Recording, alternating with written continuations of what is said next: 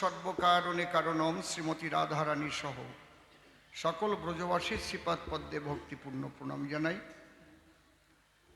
প্রেমের ঠাকুর শ্রী শ্রী চৈতন্য মহাপ্রভু, নিত্যানন্দ মহাপ্রভু সহ সকল গৌর ভক্তের শ্রীপাদ পদ্মে ভক্তিপূর্ণ প্রণাম জানাই।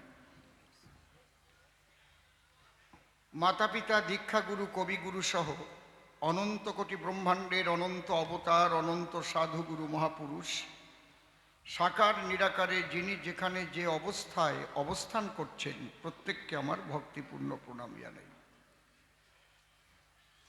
আমি শ্রদ্ধা জ্ঞাপন করি জীবের নিস্তারও লাগি নন্দসুত হরি, ভুবনে প্রকাশ হলেন গুরু রূপ ধরি। সেই গুরু পরম্পরায় বাবা বিশ্ববন্ধু, জয় জগদীশ, বাবা সুখহরি থেকে আরম্ভ করে বর্তমান সুখানন্দ মহারাজ, চিদানন্দ ব্রহ্মচারী সহ এবং আমাদের গোপাল মহারাজ এখানে উপস্থিত রয়েছেন, যারা আশ্রমবাসী রয়েছেন, আমি প্রত্যেককে আমার আন্তরিক শ্রদ্ধা এবং ভক্তিপূর্ণ প্রণাম অর্পণ করি। সেই 42-43 বছর আগে আমি যখন ঠাকুরের কাছে এসেছিলাম, যে মানুষটি সেদিন ছিলেন তিনি আজও আছেন। আমাদের ওনারে কি মহারাজ বল, আমার তিলক দাদা। মহারাজ যে কাম নাই আপনার, সেদিনের কথা আমার মনে পড়ে। আমি এসেছিলাম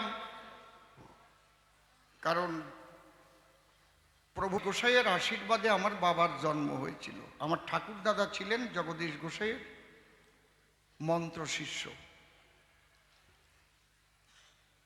তার লীলার সঙ্গে অনেক জায়গা তিনি সঙ্গী হয়েছেন। একটু বেশি আছে কিন্তু, হ্যাঁ, কি জানো, ওই কেউ করে উঠতেছে, ওইটু করবে না, একদম ক্লিয়ার থাকবে। হ্যাঁ, জগদীশ গোসাই, ওনার আগে তো নাম ছিল ফটিক সাধু, পরে বাবা হরিচাঁদ ঠাকুরই ওনার নাম দিয়েছিলেন। ওনাকে দেখা দিয়েছিলেন, জগদীশ নাম স্বয়ং হরিচাঁদেরই দেওয়া। ওই পাগল বলেই বলতেন, জগদীশ পাগল। কখনো উলঙ্গ অবস্থায়ও হাঁটতেন, কখনো কাপড়ও পরতেন। আমার ঠাকুর দাদার পরপর 6টা মেয়ে হয়, ছেলে হয় না। একদিন, তখন আমার ঠাকুর দাদার খুব বড় ব্যবসা ছিল। আসাম থেকে বেত আনতো, বেত, মোটা মোটা বেত। সেই বেত দিয়ে ঢাল তৈরি হতো। নমশূদ্রদের ঘরে তো এমন কোনো ঘর ছিল না যে ঘরে ঢাল থাকতো না, ঢাল সরকি এগুলো থাকতো। ঠিক বলছি তো নাকি? এই নমশূদ্রদের নিজস্ব সম্পদ হচ্ছে ঢাল সরকি, চাঁদশির ডাক্তারি আর এই কবিগান। তিনটে কিন্তু এদের নিজস্ব সম্পদের মধ্যে প্রধান। আর ছিল ধানের ব্যবসা, রাখি মালের ব্যবসা। ঠাকুরদাদা বসে বসে কাছারি ঘরে হিসেব করছে, এমন সময় জগদীশ গোসাই এসে বললেন, এ যোগিন্দি, তোর হিসাব মোর কাছে, মোর হিসাব তোর কাছে, মোর সাথে তুই যাইতারস। এরকম কথা বলতেন উনি। মাদারীপুর তো, মাদারীপুরের কেন্দুয়া বাজিতপুর, ওখানকার ভাষা এইরকম। তোর হিসাব মোর কাছে, মোর হিসাব তোর কাছে, মোর সাথে তুই যাইতারস। তখন আমার ঠাকুর দাদা ওনার মাকে বললেন, এই খাতাপত্র থাকলো, আমি গোসাইয়ের সাথে গেলাম। 19 দিন পর্যন্ত থাকার পরে ওনাকে নিয়ে ফিরে আসলেন আবার ঘরে, ল্যাংটা অবস্থায়। তখন আমার ঠাকুর দাদার মা বসতে দিয়ে সেই চেলা দেওয়া কাঁথা ছিল, হাতে সেলাই করা, নকশি কাঁথা যারে কয়, ওই কাঁথা পেতে বসতে দিয়েছিল। বসতে যেই গেছে অমনি পায়খানা করিয়ে দিয়েছে। এরকম 18খানা কাঁথা ভরিয়ে পরপর পায়খানা করতে লাগলো জগদীশ গোসাই। তা আমার ঠাকুর দাদার মা বলল, পাগল, এ কেবল এক গাইড খুলিছি, এক গাঁটে 18খান করে আছে, এরকম 18 গাইড বস্তায় বান্ধে ঝুলানো আছে, কত পায়খানা করবা করো, আজকে যোগিন্দিরজি ছেলে না দিয়ে জাতি দেব না। তারপরে আশীর্বাদ করার পরে আমার বাবার জন্ম হয়।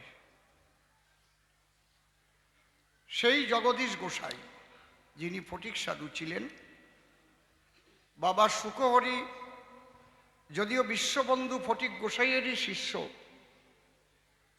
তথাপিও তিনি তার বন্ধুবর জগদীশ গোসাইকেই কিন্তু হাতেই কিন্তু তুলে দিয়েছিলেন। এই জন্যেই এটা এখানে জগদীশ তলা করেছিলেন তিনি, ওই পাগলের যে জগদীশ তলা।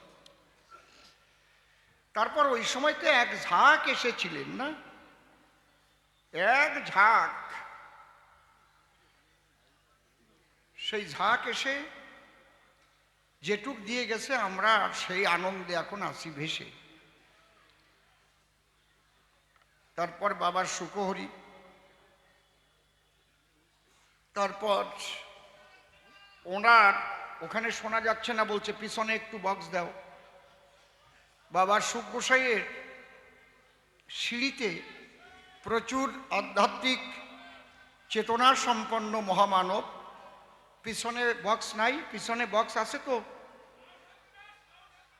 সাউন্ড হবে রে বাবা, একটু ধৈর্য ধরে থাকো, সাউন্ড আসে না, আমি তো বলতেছি না,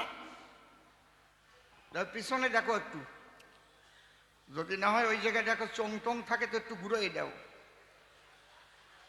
হ্যাঁ, বাবা সুখহরির দরবারের থেকে বের হয়েছিলেন বাবা সত্যানন্দ ব্রহ্মচারী, তারপরে তার সিঁড়ির থেকে পরপর পরপর আসছে। এই যে একটা আনন্দের মেলা, কারণ আনন্দের সঙ্গে যুক্ত হলে তো মানুষ আনন্দই লাভ করে। আপনি মাতালের সঙ্গে যুক্ত হবেন, আপনি আস্তে আস্তে মাতাল হয়ে যাবেন।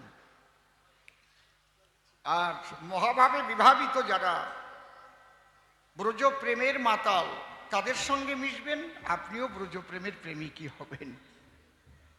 তবে গুরুর প্রতি নিষ্ঠার রতি থাকা বিশেষ প্রয়োজন, যে কথা বাবা সুখহরি বারবার বলেছে।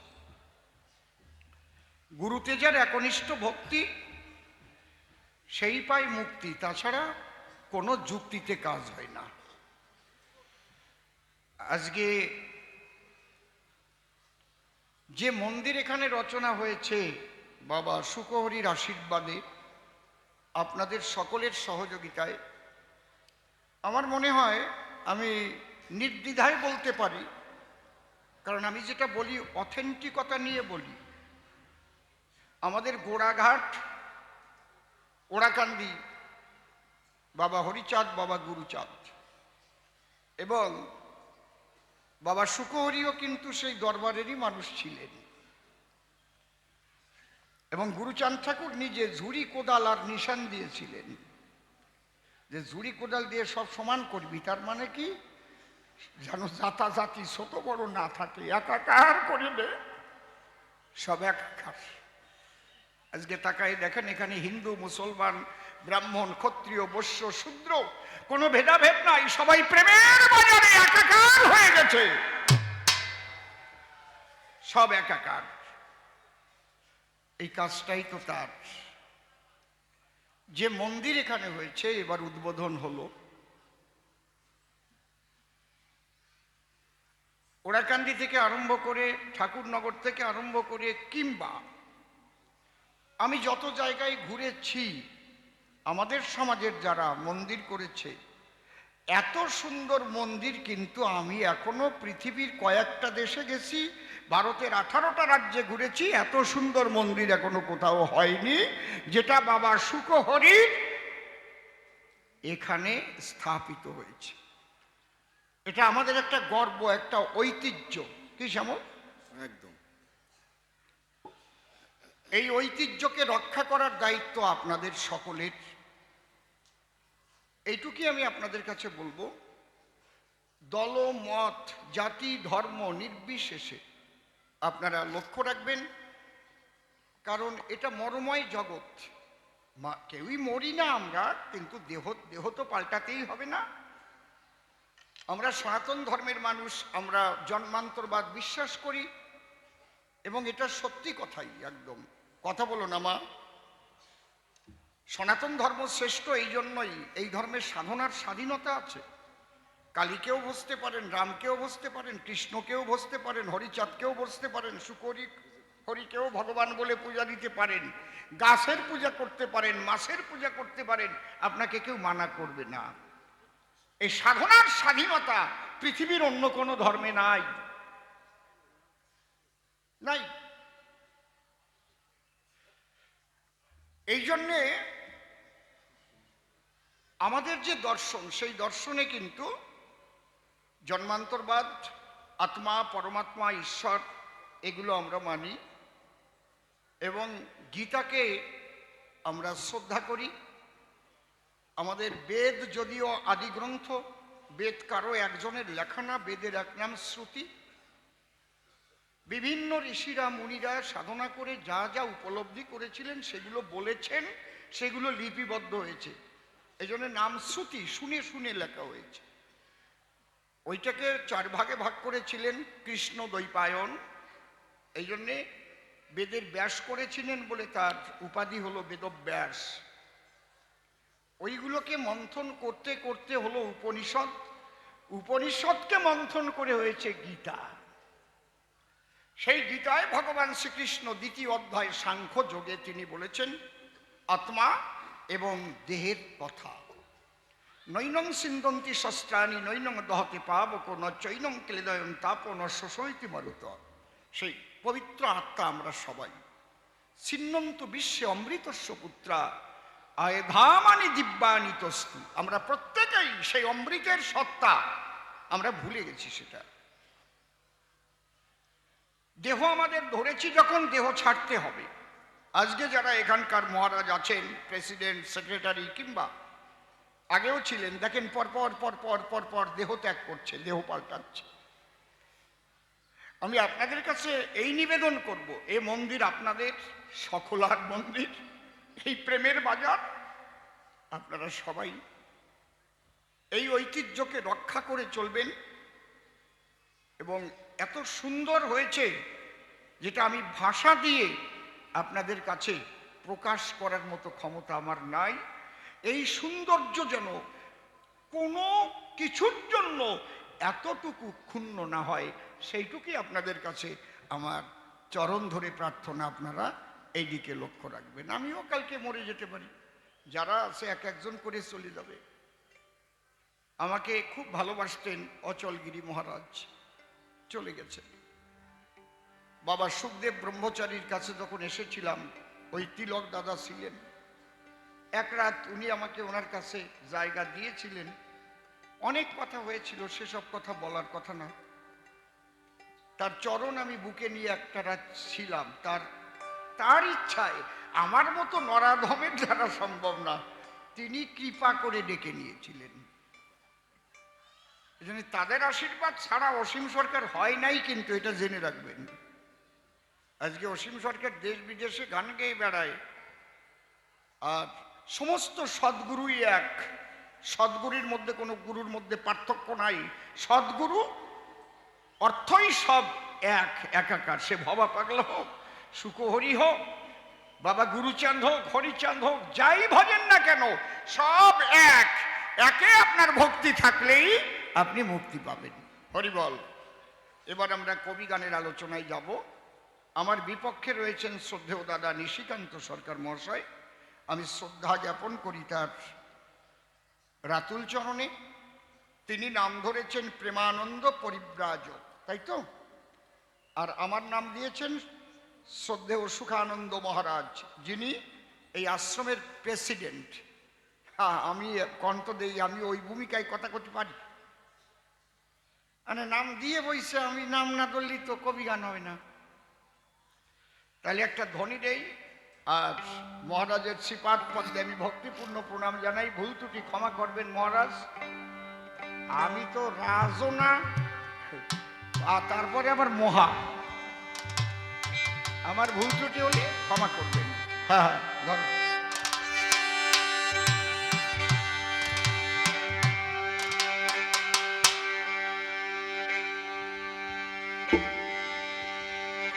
জয় জয় রাধা কৃষ্ণ নিতাই গৌর রাম সীতা মাতা পিতা প্রেমানন্দে হরি হরি হরি।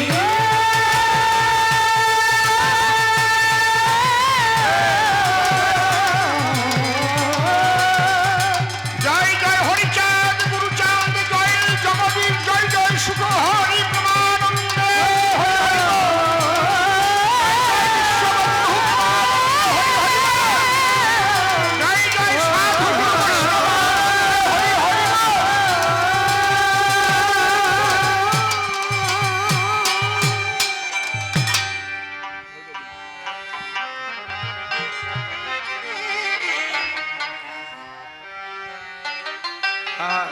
লাগিয়ে রাখিস, ভরাট করে রাখিস।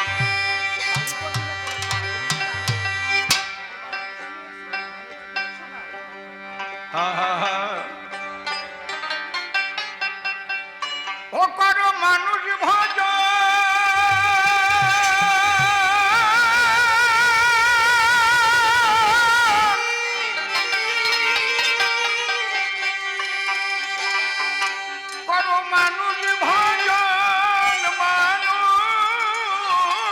পূজন,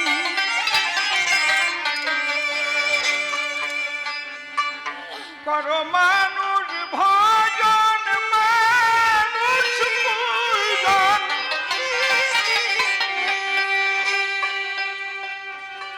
কর মানুষ ভজন মানুষ পূজন। তোমরা অর্ঘ্য দাও মানুষের পা,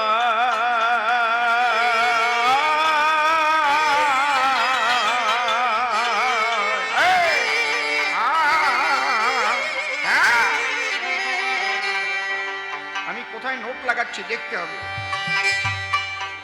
এই মানুষ পুজিলে মন সেই মানুষ পাওয়া যায়। এই মানুষ পুজিলে মন সেই মানুষ পাওয়া যায়। এই মানুষ পুজিলে মন সেই মানুষ পাওয়া যায়।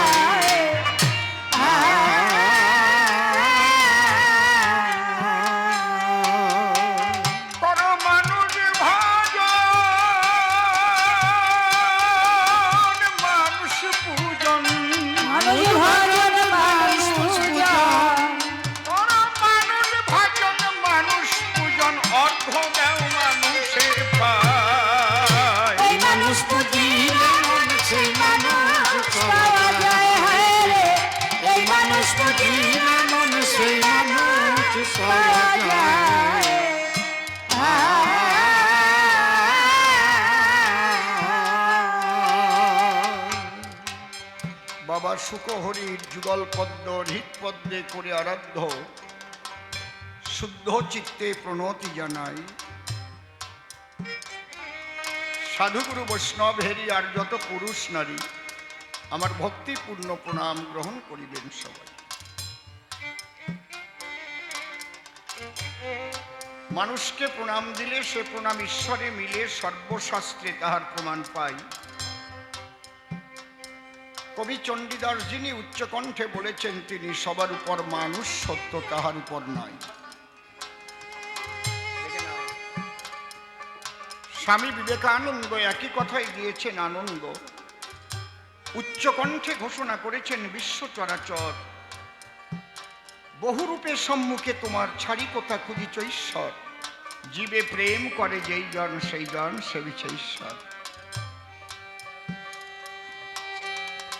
সেই মানুষের চরণ লক্ষ্য করে প্রণাম করি বারে বারে। মানুষে যদি করুণা করে কৃপা করবেন আমার স্বয়ং সারাৎসার।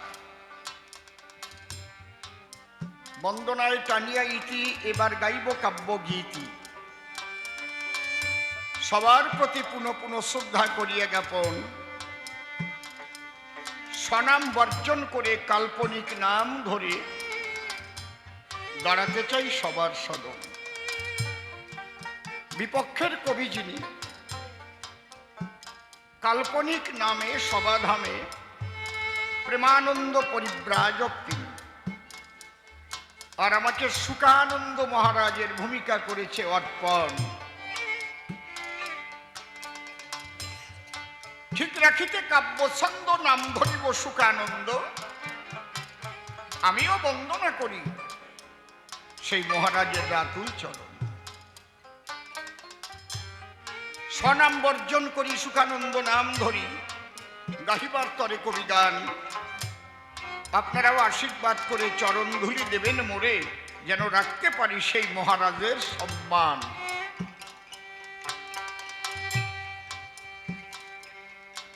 আজকে বিপক্ষ কবি যিনি প্রশ্ন করেছে কয়েকখানি, আমার মনে হয় উনি 3-এর উপর এখনো গোনা শেখে নাই। বারবার বলে সভাস্থান, প্রশ্ন করলাম 3 খান, বলে নাই। এক বুড়োরে একজন জিজ্ঞেস করিছে, বুড়োর বয়স 85-র উপরে হয়ে গেছে, দাদু আপনার বয়স কত? কয় 20 বছর। বলেন কি?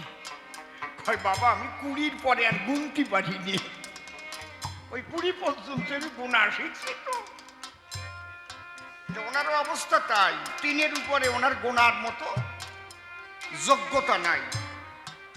কটা প্রশ্ন করেছে দান, এক এক করে ধরে ধরে আমি উল্লেখ করি, সভা পরে শোনেন ভক্তপ্রাণ। প্রথম প্রশ্ন করেছে স্পষ্ট, সাকার শ্রেষ্ঠ না নিরাকার শ্রেষ্ঠ? শ্রেষ্ঠ কোন সাধন? ঠিক আছে তো, বলেছে দর্শনের কিছু কথা আলোচনা করে মেইন পার্ট লজিক বলে যারে, তার মধ্যে আস্তিক নাস্তিক তত্ত্ব ব্যাখ্যা করে বলেছে সবার সদন। তারপরে নিয়ে ভাবের ছন্দ বলেছে ধর্মের মধ্যে কেন এত দ্বন্দ্ব। কালী ভক্ত, কৃষ্ণ ভক্ত, রাম ভক্ত, মতুয়া ভক্ত করি দর্শন। তুমি এই প্রশ্নের জবাব আনো, ধর্মের মধ্যে দ্বন্দ্ব কেন? এই আর এক প্রশ্ন করেছে উত্থাপন। তৃতীয় প্রশ্ন করলো মোরে, দেখি বৈষ্ণব আর মতুয়াদের ভেতরে মোটেই মিল নাই, আমার কাছে বলো দেখি এদের সাদৃশ্যটা কি আর বৈসাদৃশ্যটা কি, এটাও জানার জন্য করি নিবেদন। ঠিক আছে তো? তারপরে ডেকে কয় আমার মনে হেন লয়, তাহলে সবই যদি একই মানুষ হয়, তাহলে মানুষের মূল ধর্মটাও আমার জানার প্রয়োজন। কয়টা হচ্ছে গুনিয়ে রেখেন আপনারা।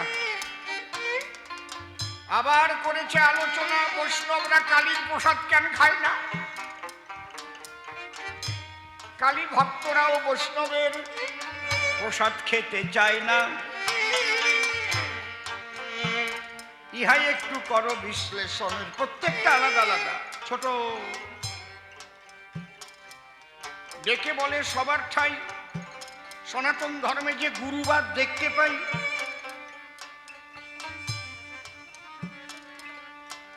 মূলত একই ঈশ্বর, অখণ্ড, অব্যক্ত, অবিনশ্বর। তাহার পূজা না দিয়ে কেন গুরু পূজা দেয়?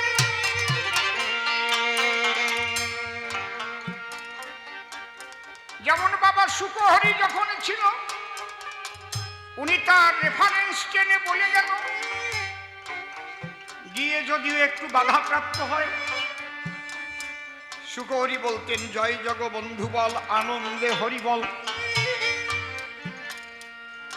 কিন্তু শুকহরি যখন বলল দেশের মানুষ দেশে চল, তার ভক্তরা আবার একটু পাল্টায় দেয়, জয় জগবন্ধু বল, শুকহরি হরি বল।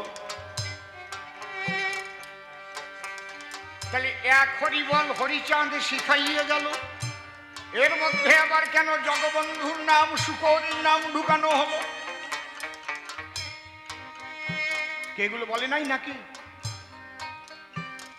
বলছে তো নাকি? কথা কন না কেন আপনারা? না শোনেন নাই ভালো করিয়া? আপনারাও কি 3-এর বেশি গুনতে পারেন না নাকি? তাহলে প্রশ্ন করেছে কয়েকখান, আমি দেব এক এক করে সমাধান।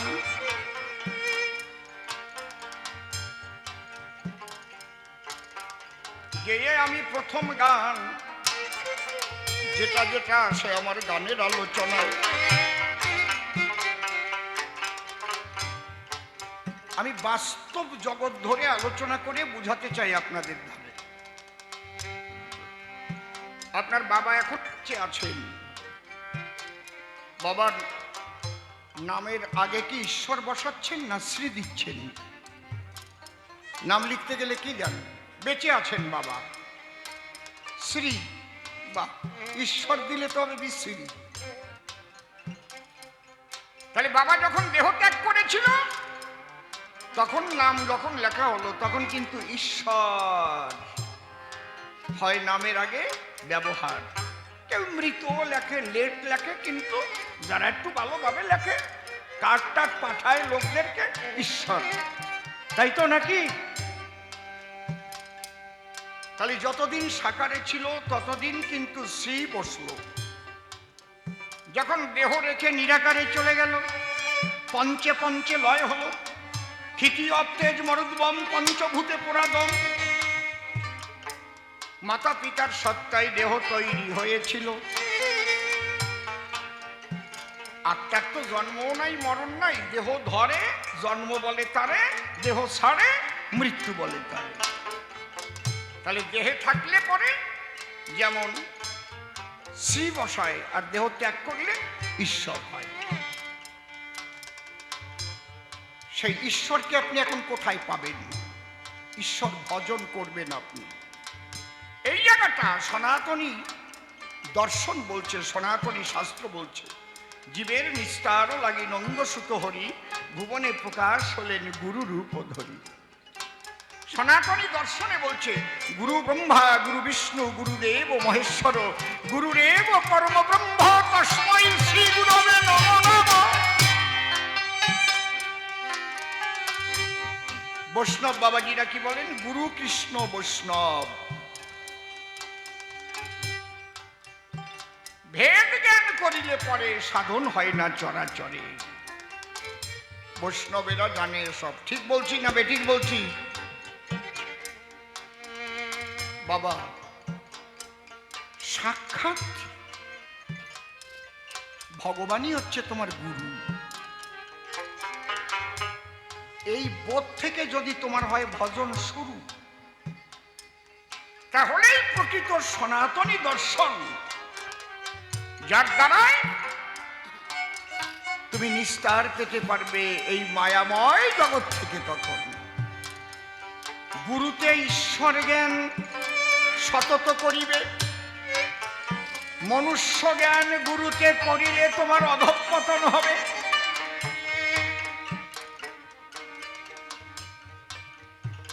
সেই গুরু রূপে যারা এসেছেন আমাদের কাছে, এবং শ্রীকৃষ্ণ লীলায়ও লেখা আছে, কৃষ্ণের যতক খেলা সর্বোত্তম নরলীলা, নরবপু তাহারি স্বরূপ।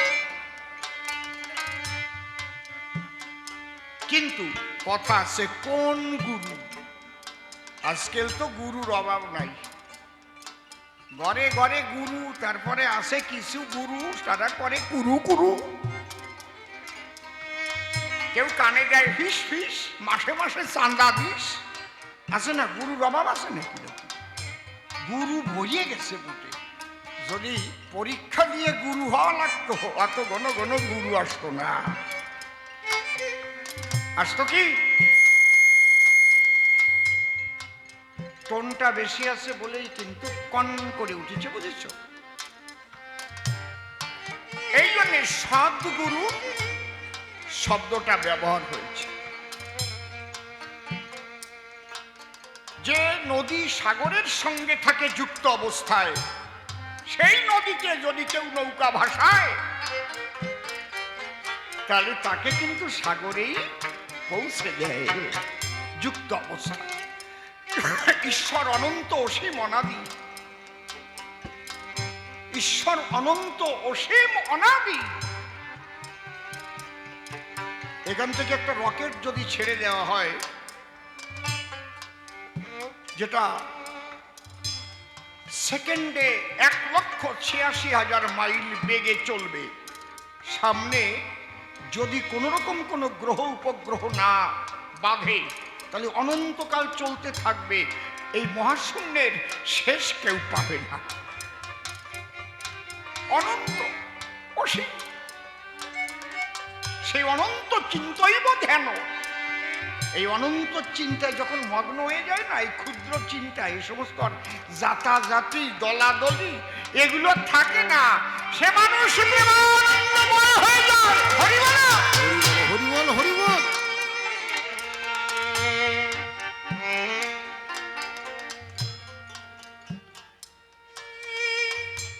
তার সঙ্গে যুক্ত অবস্থায় যারা মানব আকারে ঘোরে তাদের পূজা করলেই ঈশ্বর সেই পূজা পান।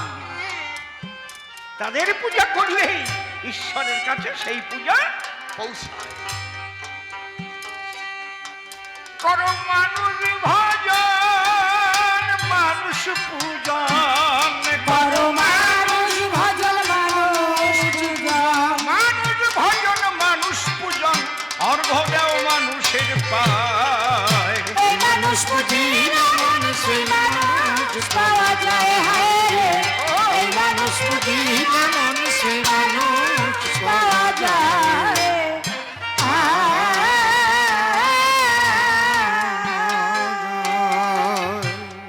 কলির মানুষ শ্রী গৌরাঙ্গ চৌষাত্ত মহন্ত, যার নামের গুণে জগামাধা হয়েছিল শান্ত। ও হয়েছিল শান্ত, ও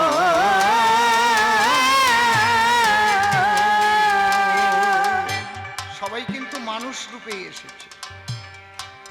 শ্রীকৃষ্ণ মানব রূপে এসেছেন, রামচন্দ্র মানুষ হয়ে এসেছেন, শ্রী চৈতন্য মানুষ হয়ে এসেছেন, হরিচাঁদ ঠাকুরও মানুষ হয়ে এসেছেন, গুরুচাঁদ ঠাকুরও মানুষ হয়ে এসেছেন, বাবা বিশ্ববন্ধু মানুষ রূপে এসেছেন, বাবা জগদীশ মানুষ রূপে এসেছেন, বাবা সুখহরি তিনিও মানুষে এসিয়া মানুষে মিশিয়া করেছে মানুষের লীলা। কলির মানুষ শ্রী গৌরাঙ্গ চৌষাত্র মহন্ত, যার নামের গুণে জগমাধা হয়েছিল শান্ত। হয়েছিল শান্ত, ও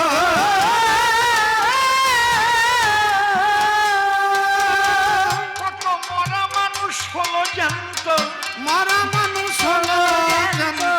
কত মরা মানুষ, মরা মানুষ হলো জানত, উঠে হরিচাঁদ মানুষের নাই। এই মানুষ পুজিলে মানুষে মানুষ পাওয়া যায়। হায় রে, এই মানুষ পুজিলে মানুষে মানুষ পাওয়া যায়।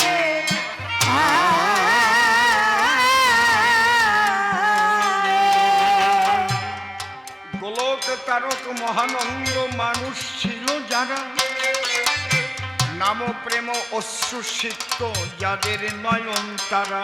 ও যাদের নয়ন তারা,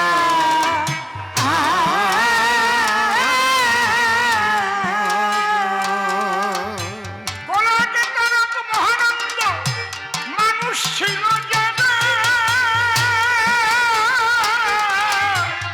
নাম প্রেমে অশ্রুসিক্ত যাদের নয়ন তারা। যাদের নয়ন তারা,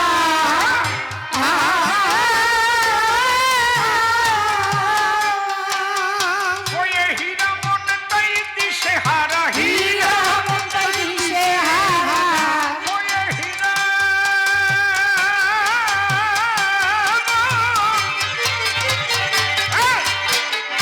হীরা মন তাই দিশে হারা, হীরা মনটা দিশে হারা। প্রেম সাগরে করিবার। এই মানুষ পুজিলে মানুষে মানুষ পাওয়া যায়। হায় রে, এই মানুষ পুজিলে মানুষে মানুষ পাওয়া যায়।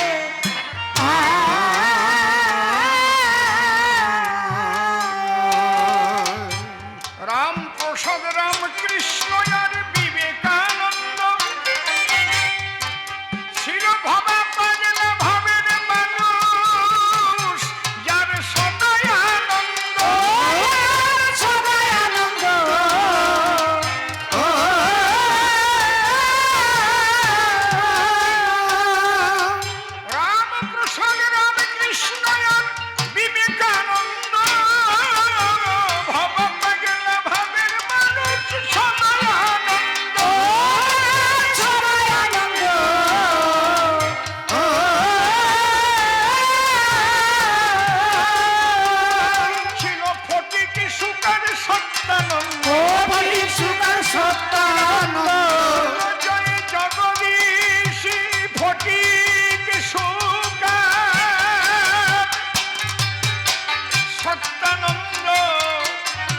প্রজ্ঞানন্দ ভাবময়।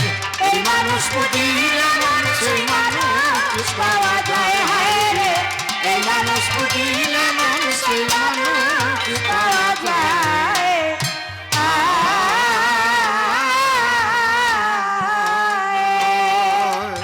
এই সমস্ত মানুষের উপরে একজন মানুষ, দুইজন মানুষ বসবাস করে। মনে রাখবেন, ভগবানই আসুক, অবতারই আসুক, বিশ্ববন্ধু আসুক, আসুক জগদীশ বা সুখ, তাদের আনার সম্পূর্ণ কৃতিত্ব কিন্তু তাদের মাতা পিতার। হরিবল হরিবল। সব মানুষের উপরে মাতা পিতা বাস করে।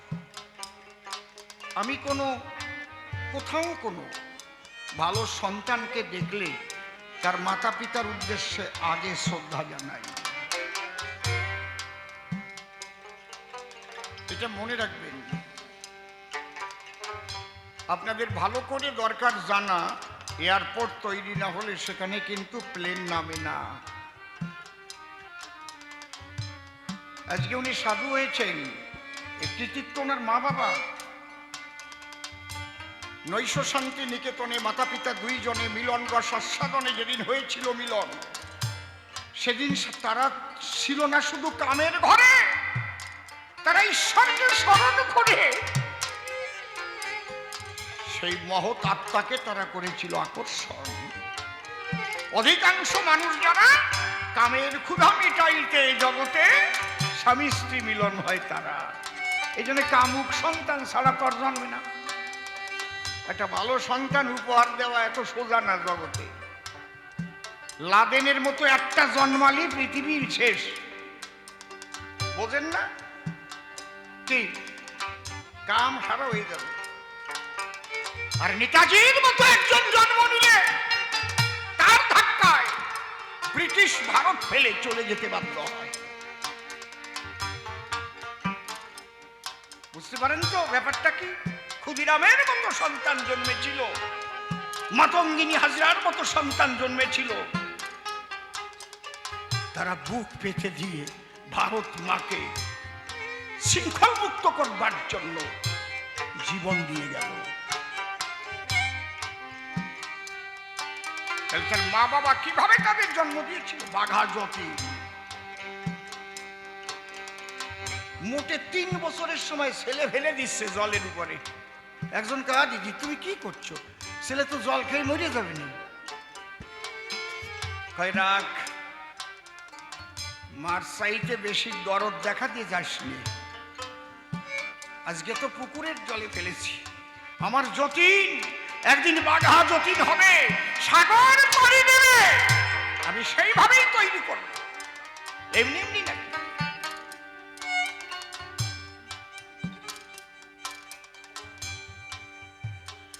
বাবা সুখহরি যে জন্ম নিয়েছিলেন, ওই বলাকড়ি গ্রামে তো আরো কত সংসার ছিল,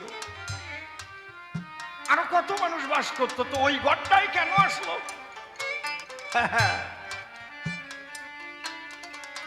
সেই সাধু রামসুন্দর নাম, তাই না? তাকে তো আগেই সাধনার ঘরে বিশ্বপিতা তিনি ইঙ্গিত দিয়েছিলেন, তুমি যে জন্য সাধনা করছো তোমার চিন্তা নেই, আসছি আমি। দেখেন,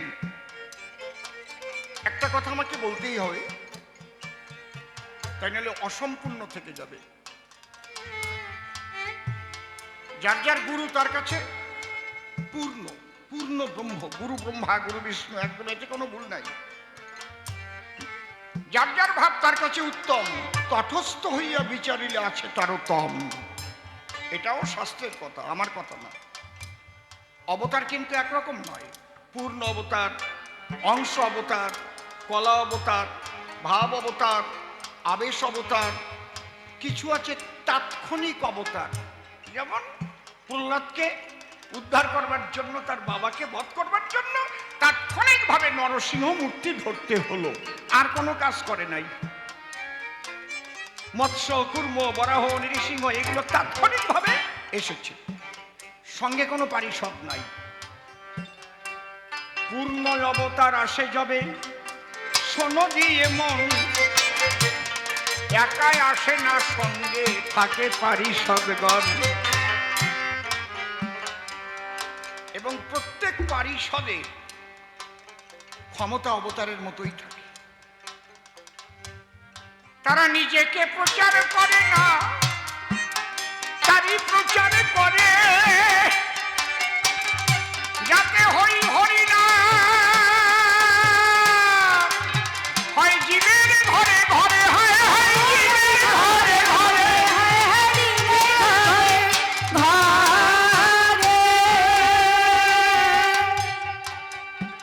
আপনারা অনেকে জানেন অনেকে জানেন না। প্রত্যেক অবতারের পিছনে তাদের জন্মে ভালো কাহিনী আছে, এমনি এমনি নয়। শ্রীকৃষ্ণ জন্ম নিয়েছিল কংসের কারাগারে। মা ছিল একধারে, বাবা ছিল একধারে। মা বাবা দুই পাশে থাকলে পরে সন্তান জন্ম নিতে পারে? মা বাবার মিলন হতে হয় না? তার মধ্যে দিয়ে তিনি আবির্ভূত হলেন। বুঝতে পারছেন কি বলছি?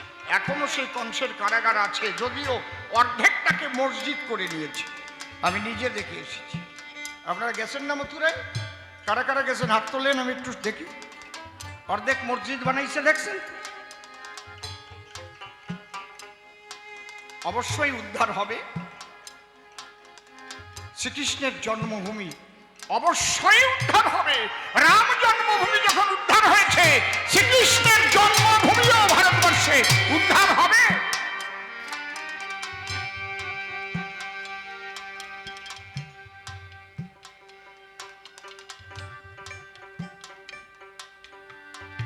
শ্রী চৈতন্যদেবের জন্মেরও একটা বিরাট কাহিনী রয়েছে। কারণ ওই যে অদ্বৈত মহাপ্রভু তুলসী পাতা ভাসিয়ে দিয়েছিলেন গঙ্গার জলে, সেই তুলসী পাতা যখন উজানে চলে, একই সচিমাতা স্নান করতে এসেছিল, তার নাভি পদ্মে গিয়ে স্পর্শ করল।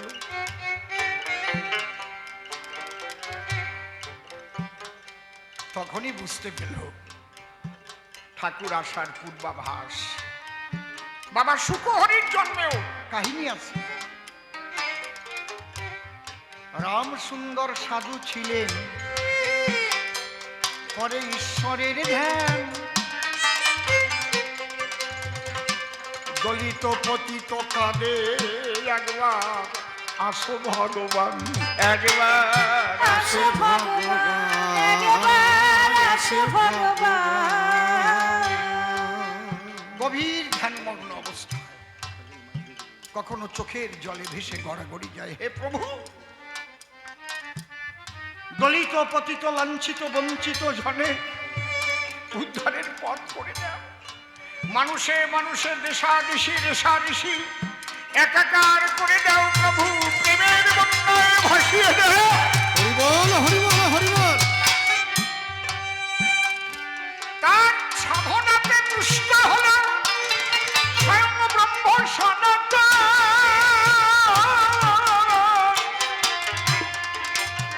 বলে বলা করি হবে সেই মানুষ রতন। হায় হায় মানুষ রতন, হায় হায় মানুষ রতন।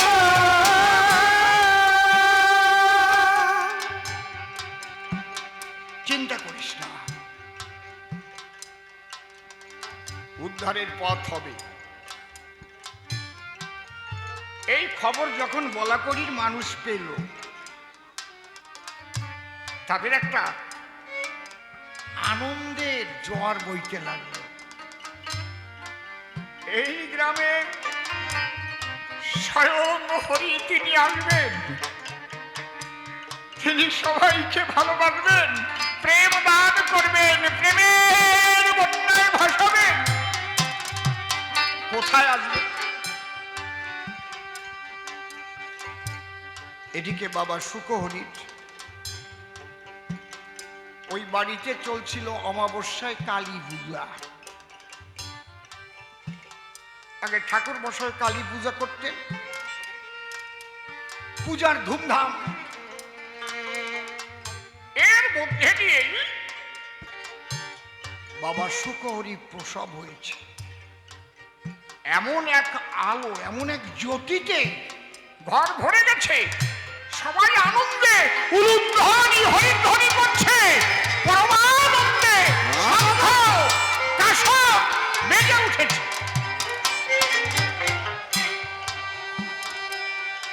মানে ঠাকুর মশাই তো পুজো করতেছে, ঠাকুর মশাইকে এই বাড়ি বাড়িতে পুজো একটা হচ্ছে, আর ভিতর বাড়িকে আর এক পুজো আরম্ভ হয়েছে নাকি? হ্যাঁ, এই জায়গা ঢাক বাজে, কাসর বাজে না হয়, ভেতর বাড়ি কেন এত বাজে না শোনা যায়? ভেতর থেকে ঠাকুরের কাছে তখন খবর দিল এক মহাযোগী সম্পন্ন সন্তান ঘরে উদয় হলো। হায় হায় ঘরে উদয় হলো, হায় হায় ঘরে উদয় হলো। আনন্দময়ীর কোল জুড়ে যে সন্তান এলো, তার অঙ্গে যেন কোটি চন্দ্রের আলো জ্বলতেছিল। হায় হায় হরি হরি বলো, হরি হরি বলো।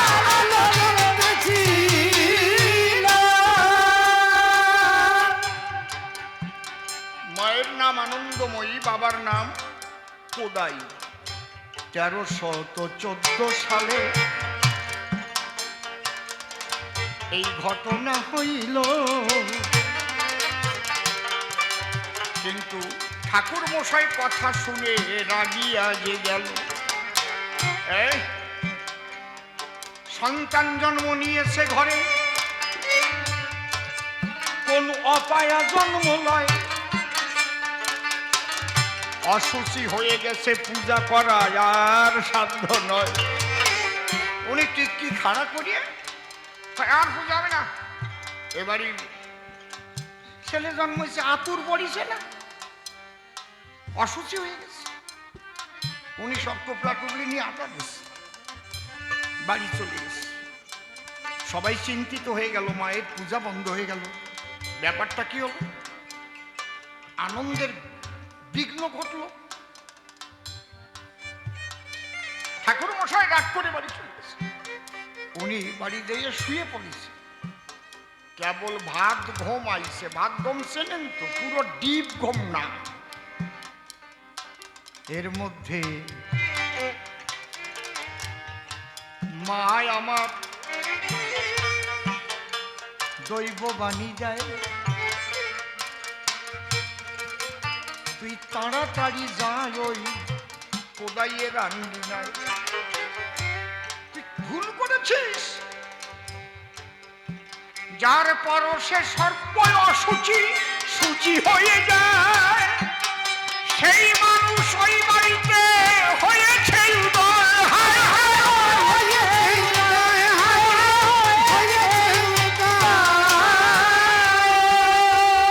যার দর্শনে সর্ব বিপদ হয়ে যায় ভঞ্জন, তার আগমনে অসুচি হবে কি কারণ? হায়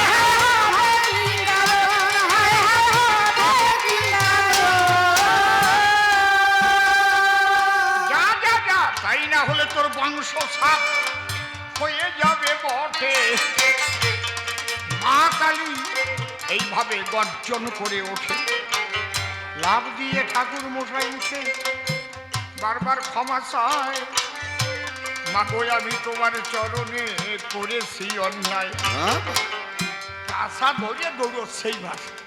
ওরে বাবা, দৌড়তে দৌড়তে এইবারই গেছে, যে এত ঠুস হয়ে পড়েছে, আমারে ক্ষমা করো, আমারে ক্ষমা করো, আমি বুঝতে পারি নাই। বাবা শুকহরি সেই সন্তান রূপে এসেছে, প্রথম দিয়ে একদম টান টান হয়ে প্রণাম গেছে, বলে ওরে ওরে আজ এই ঘর আলোকিত করে স্বয়ং হরি জন্ম নিয়েছে রে। হরি হরি বলো, হরি হরি হরি হরি।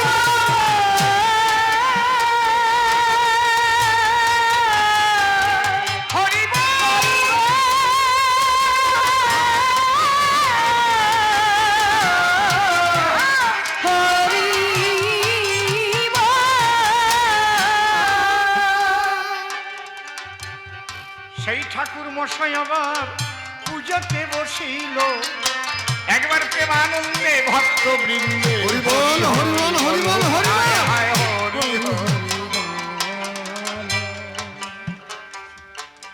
করো মানুষ ভজন, এই মানুষ করো মানুষ ভজন, মানুষ পূজন, মানুষ ভজন মানুষ পূজন, আমার ঘোড়াও মানুষের পায়। এই মানুষ পুজিলে মন সেই মানুষ পাওয়া যায়, হায় রে এই মানুষ পুজিলে মন সেই মানুষ পাওয়া যায়।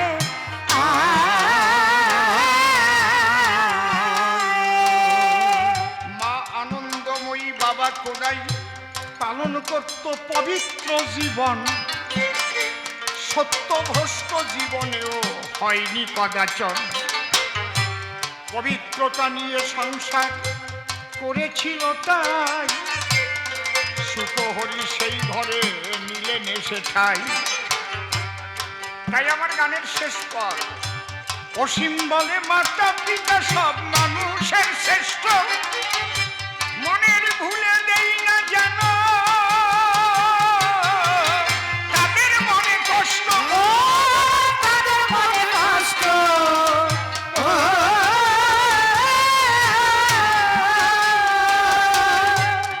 অসীম বলে মাতা পিতা সব মানুষের শ্রেষ্ঠ, মনের ভুলে দেই না যেন তাদের মনে কষ্ট। তাদের মনে কষ্ট,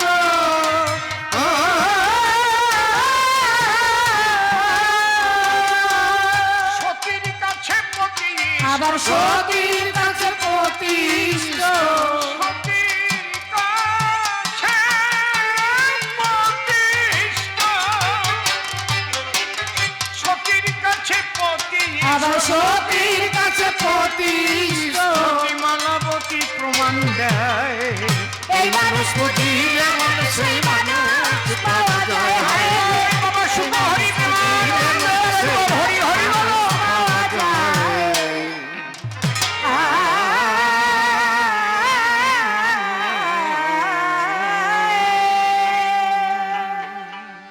আছেন যত বিজ্ঞ শ্রোতা পালন করবেন, নীরবতা বলতে হবে হরি কথা, সভ্য সবার ঠাই। যেভাবে প্রশ্নদান করেছিল সভাস্থান, প্রথম একখান গেয়ে গান, আমি কিছুটা জবাব দিলাম সবার ঠাই।